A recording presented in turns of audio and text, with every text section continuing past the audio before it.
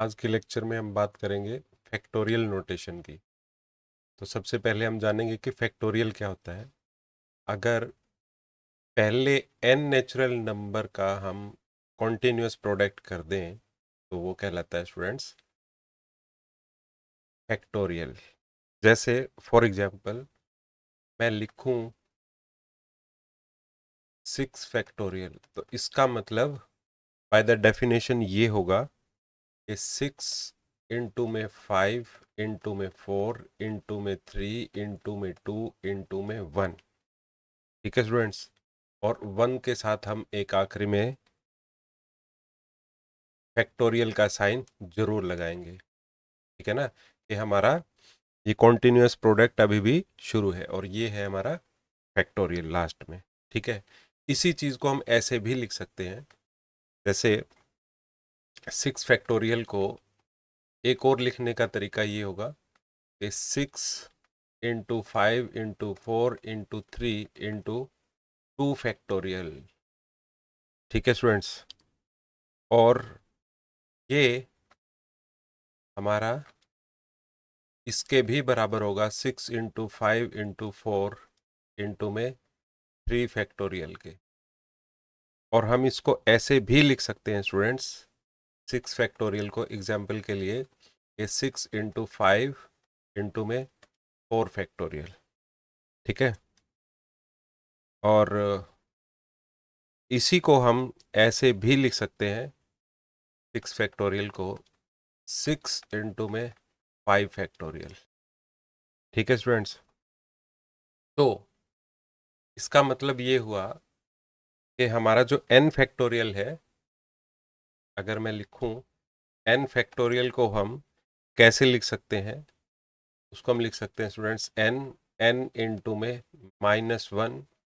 ठीक है, और इंटू में n-2 और डैश डैश डैश लास्ट तक 3 इंटू 2 इंटू में 1।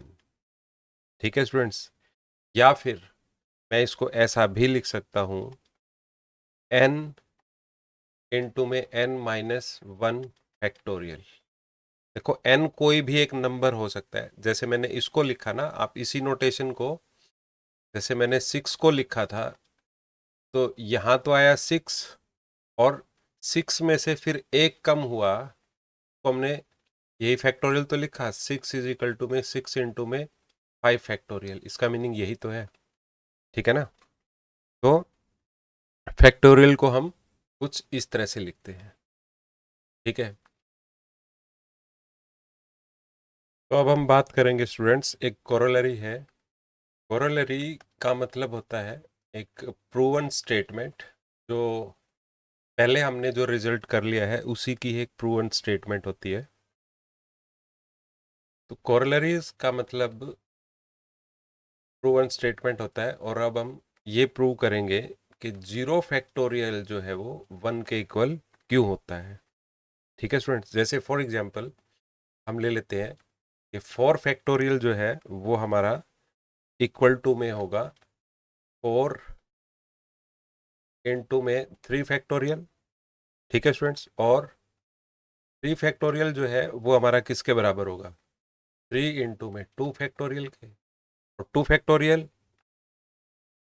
फैक्टोरियल होगा हमारा 2 इंटू में 1 फैक्टोरियल के। ठीक है स्टूडेंट्स, और 1 फैक्टोरियल हमारा किसके बराबर होगा, 1 इंटू में 0 फैक्टोरियल।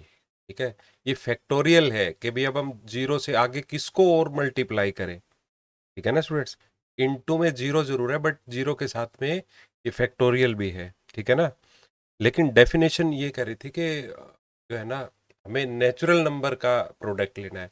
तो 0 ये कह रही है कि अब हम इसके आगे और फैक्टोरियल हम नहीं लेके जा सकते।